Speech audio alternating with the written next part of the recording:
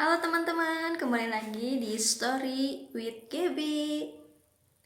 Oke, kalau kemarin kita cerita tentang biografi B.J. Habibie, sekarang aku mau cerita tentang salah satu kota di Indonesia, atau lebih tepatnya di Jawa Barat.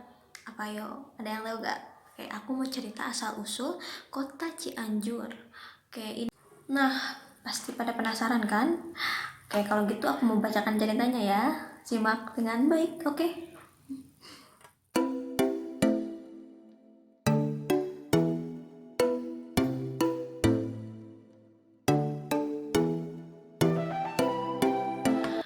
Dahulu kala, di daerah Jawa Barat, hiduplah seorang laki-laki kaya. Ia pemilik seluruh sawah dan ladang di desanya. Seluruh penduduk desa hanya menjadi buruh tani, penggarap sawah dan ladang si lelaki tuan tanah. Ia dikenal sebagai Pak Kikir. Penduduk desa memanggilnya dengan julukan tersebut karena dia terkenal dengan sifat pelitnya.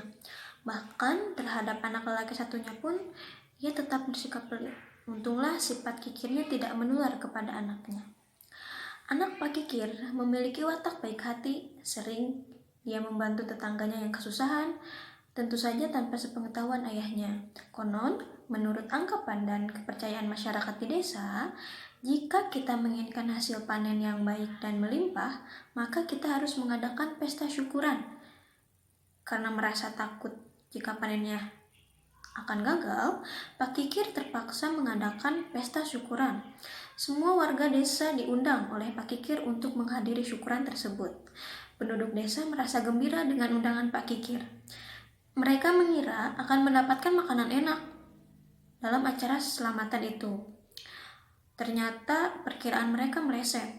Pak Kikir hanya menyediakan hidangan ala kadarnya. Itu pun tidak cukup untuk menjamu seluruh tamu undangan. Banyak di antara aku kira Pak Kikir mengadakan pesta rakyat ini akan menyediakan makanan yang banyak. Padahal tidak sama sekali. Keterlaluan. Buat apa harta yang banyak itu? Tuhan tidak akan memberikan berkah pada hartanya yang banyak itu. Demikianlah pergunjingan dari warga yang hadir di acara selamatan yang diadakan oleh Pak Kikir. Mereka sangat kecewa karena hidangan yang disediakan oleh Pak Kikir sangat sedikit, bahkan tidak cukup untuk menjamu tamu undangan yang hadir. Pada saat pesta selamatan sedang berlangsung, tiba-tiba datanglah seorang nenek tua renta meminta sedekah kepada Pak Kikir. Tuan, berilah saya sedekah, walau hanya sesuap nasi. Siapa kamu? Apa? Sedekah? Enak sekali kamu meminta sedekah. Tahu tidak, saya mengumpulkan semua harta ini dengan kerja keras saya. Kamu tinggal meminta-minta. Enak sekali kamu. Berilah saya sedikit saja, Tuan. Harta Tuan kan sangat melimpah. Berilah saya sedikit saja, saya mohon.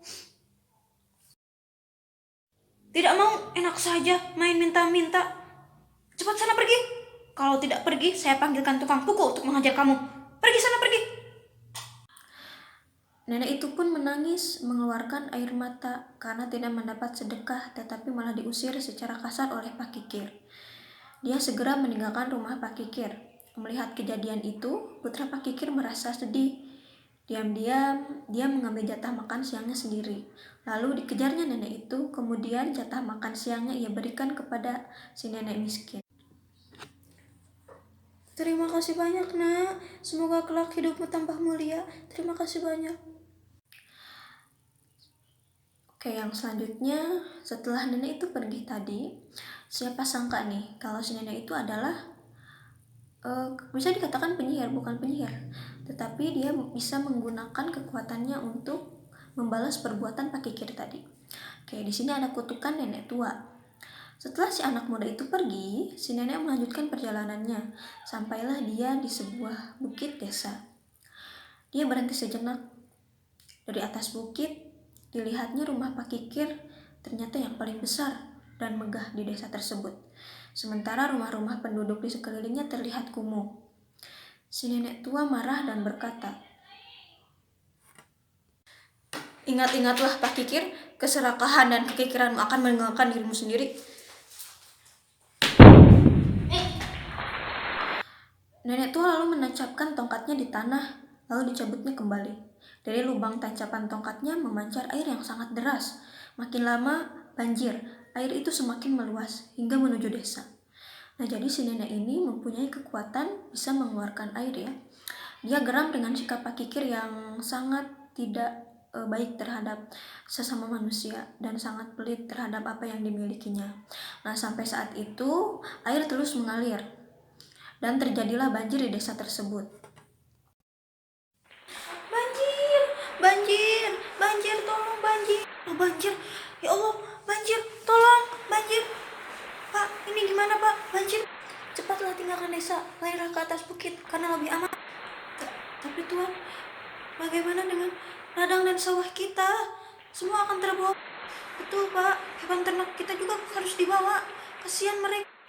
Kalian pilih harta atau jiwa? Sudah tidak ada waktu untuk menyelamatkan harta lagi. Cepat pergi.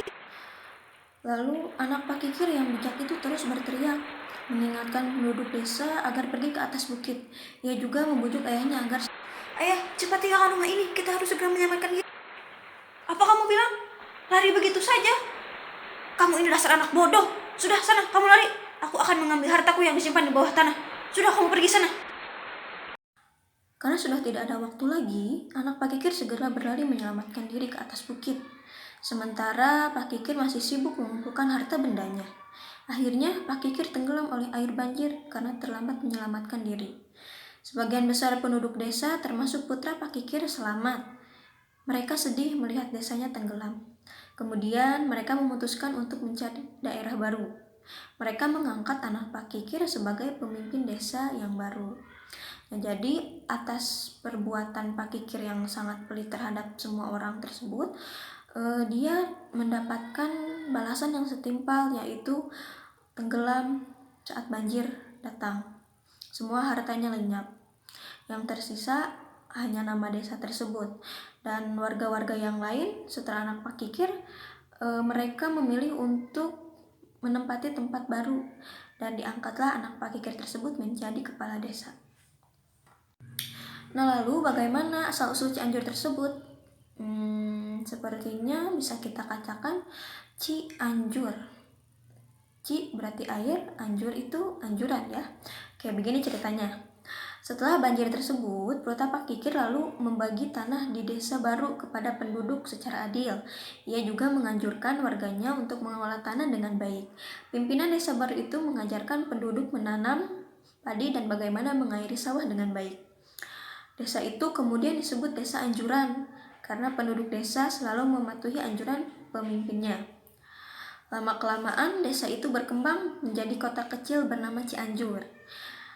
Ci yang berarti air, Cianjur berarti daerah yang cukup mengandung air. Anjuran pimpinan desa dijadikan pedoman para petani dalam mengolah sawah.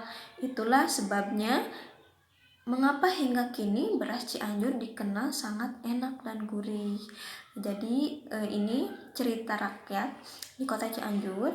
Kalau misalkan salah satu seorang yang mempunyai ladang sawah, kalau misalkan dia mau berasnya yang dihasilkan banyak, terus baik, mereka harus mengadakan syukuran. Konon katanya nanti panennya pun akan berlimpah ruah dan hasilnya pun baik.